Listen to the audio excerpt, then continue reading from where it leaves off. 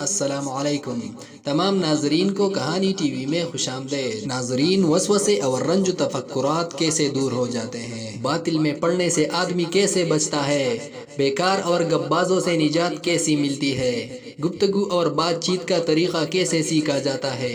زبان فصیح کیسی ہوتی ہے؟ عقل کیسی بڑھتی ہے؟ دل کی صفائی کیسی ہوتی ہے اور ذہن کیسے کھلتا ہے؟ ناظرین، ان سوالوں کے جواب جاننے سے پہلے آپ تمام دوستوں سے گزارش ہے کہ ویڈیو دیکھنے کے بعد آپ اپنا نام کمنٹ میں لکھیں اور ساتھ میں یہ بھی لکھیں کہ آپ ہمیں کس ملک اور کس شہر میں بیٹھ کر سن رہے ہیں۔ ناظرین، خوشگوار زندگی کے اسباب میں ایک یہ ہے کہ تنہائی میں کتابوں کا مطالعہ کیا جائے، پڑھنے پر توجہ دی جائے اور عقل کو فائدے پہنچائے جائے۔ اہل علم کتاب پڑھنے کی تلقین کرتے ہیں تاکہ رنج و غم کی کیفیت دور ہو جائے۔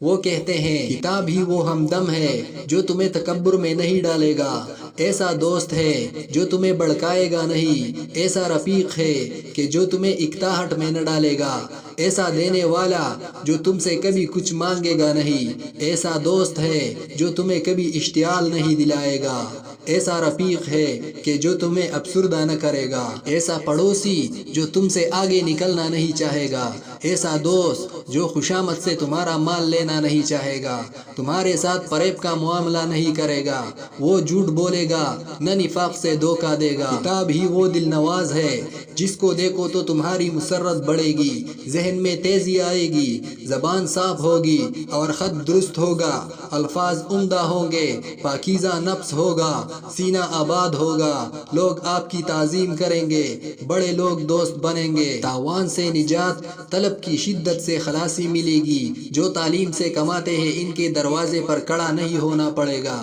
جو اخلاق میں آپ سے کم تر ہے ان کے آگے بیٹھنا نہیں پڑے گا، دشمنوں کے ساتھ بیٹھنے سے محفوظ رہیں گے۔ کتاب تمہاری اطاعت رات میں بھی ایسے ہی کرے گی جیسے دن میں، سفر و آرام میں یکساں تمہارا کہا مانے گی، وہ نہ نیند کا بہانہ کرے گی نہ رات میں جگنے کا، وہ ایسا معلم ہے جس کی آپ کو ضرورت پڑے تو کبھی پیچھے نہ ہٹے گا، تم اسے پڑھنا چھوڑ دو تب بھی اس کا فائدہ ختم نہ ہوگا، اس سے الگ ہٹ جاؤ تو بھی تمہارا کہا مانے گا، تمہاری ہوا اکڑ جائے تو بھی تمہاری مخالفت نہ کرے گا، اگر اس سے تعلق رکھو گے اور ذرا سا بھی بندھن باندھ لو گے تو دوسروں سے بے نیاز کر دے گا۔ کتاب تمہیں برے ہم نشی کے ساتھ بیٹھنے سے روکے گی، اگر اس کا اور کوئی احسان نہ بھی ہو، صرف اتنا ہو کہ تمہیں دروازے پر بیٹھ کر گزرنے والوں کو دیکھنے سے روکے تو یہ بھی سلامتی اور غنیمت ہے، کیونکہ برے ہم نشینوں کے ساتھ بیٹھنے میں حقوق کی خلاف ورزی، فضول نظر بازیاں، لایانی باتوں میں پڑنا، چھوٹے لوگوں کے ساتھ بیٹھنا، ان کی گری باتیں،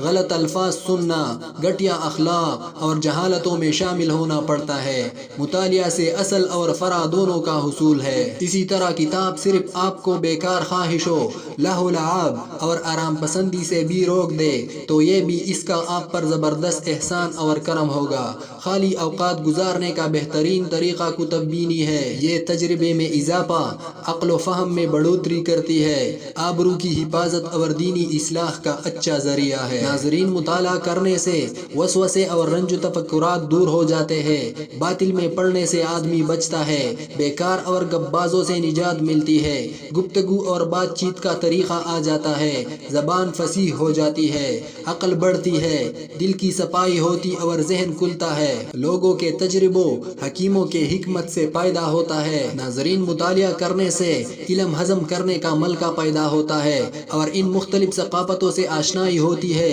جن کا زندگی میں اہم کردار ہے۔ اہل اسلام کی کتابیں پڑھنے سے ایمان میں اضافہ ہوتا ہے، کیونکہ کتاب سب سے بڑا واعظ، بہترین امر نہیں کرنے والا اور سب سے مؤثر تنبیہ کرنے والا ذریعہ ہے۔ کتاب ذہن کو انتشار سے، دل کو شکست سے اور وقت کو ضیاع سے بچاتی ہے۔